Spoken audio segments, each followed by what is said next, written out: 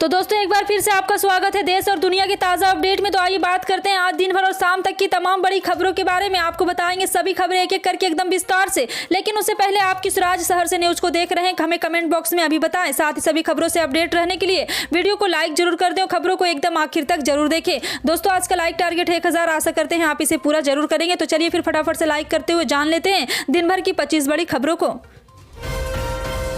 UP विधानसभा चुनाव के सभी चरणों की वोटिंग पूरी होने के साथ ही सभी की नजरें अब रिजल्ट पर है। 10 मार्च को आने वाले रिजल्ट से पहले कई टीवी चैनलों ने एग्जिट पोल करके बताया कि यूपी में किसे कितनी सीटें मिल सकती है और किसकी सरकार बनने की संभावना है।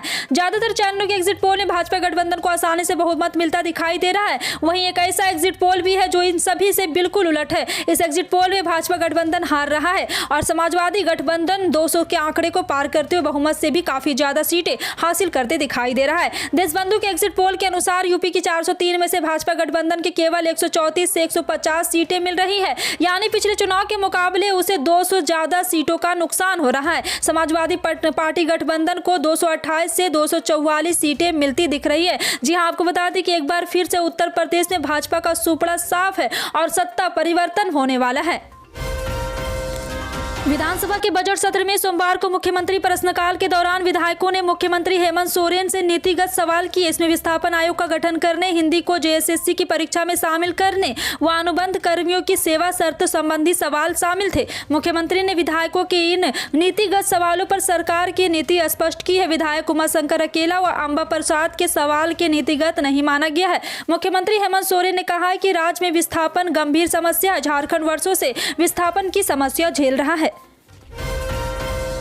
भारत ने संयुक्त राष्ट्र सुरक्षा परिषद में कहा है कि रूस और यूक्रेन दोनों से बार बार आग्रह करने के बावजूद पूर्वी यूक्रेन के शहर सूमी में फंसे भारतीय छात्रों को निकालने के लिए सुरक्षित गलियारा नहीं बन पाया है और वह इसे लेकर बेहद चिंतित है। संयुक्त राष्ट्र में भारत के स्थानीय प्रतिनिधि एवं राजदूत टी.एस. त्रिमूर्ति ने सुरक्षा परिषद में कहा कि भारत हर प्रकार की शत्रुता को समाप्त करने का लगातार आह्वान करता है। उन्होंने कहा है कि भारत ने सभी निर्दोष भारतीय नागरिकों को यूक्रेन से निकालने के लिए सुरक्षित तथा निर्बाध मार्ग की मांग की है।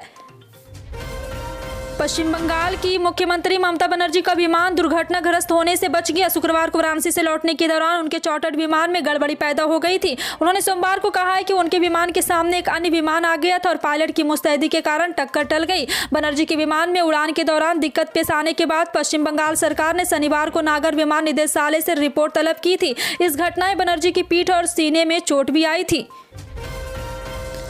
योगी सरकार के खिलाफ भले ही महंगाई, बेरोजगारी जैसे मुद्दे रहे हो, लेकिन बाबा के बुलडोजर वाला नारा इन पर भारी पड़ता दिख रहा है। इसका अर्थ यह है कि योगी राज में सुशासन में सुधार ने उन्हें बढ़त दिलाई और इसके चलते किसान आंदोलन समेत अन्य तमाम मुद्दे पीछे हटते दिख रहे हैं। जानकारों का मानना है कि यही एक मुद्दा था जिसने योगी सरकार के खिलाफ कोई लहर नहीं पैदा होने दी। उत्तर प्रदेश में भाजपा ने महिला सुरक्षा को लगातार मुद्दा बनाए रखा है। कैराना से लेकर पूर्वी यूपी तक के हिस्सों में भाजपा ने यह नारा दिया था कि महिला सुरक्षा चाहिए तो फिर भाजपा जरूरी है। जमीन पर काफी हद तक यह नैरेटिव काम करते दिखा है। यदि एग्जिट पोल के नतीजे परिणाम में बदलते हैं तो साफ है कि योगी सरकार ने यह धारणा बनाने में सफलता पाई है कि उसने अच्छे कानून व्यवस्था दी है।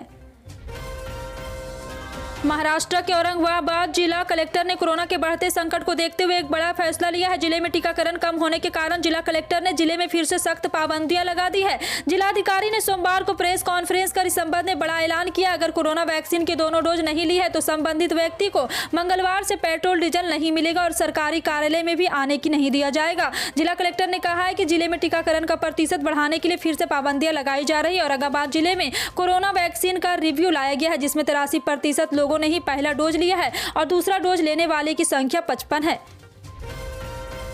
रूस यूक्रेन युद्ध गहराता जा रहा है। इस कड़ी में रूस के खिलाफ यूक्रेन के कड़े प्रतिबंध लगाने की मांग के बीच कच्चे तेल की कीमत में जोरदार इजाफे की प्रबल संभावना बन रही है। बीते सोमवार को $10 प्रति बैरल की जोरदार तेजी दिखाई गई। इधर रूस ने भी चेतावनी दी है कि बॉन्ड जारी रहेगा तो क्रूड ऑयल की कीमतें $300 प्रति बैरल तले जा सकती है। यूक्रेन के साथ युद्ध के बीच कच्चे तेल की कीमत में आई उछाल को देखते हुए रूस ने चेतावनी दी है कि क्रूड ऑयल के भाव $300 प्रति बैरल तक पहुंच सकता है।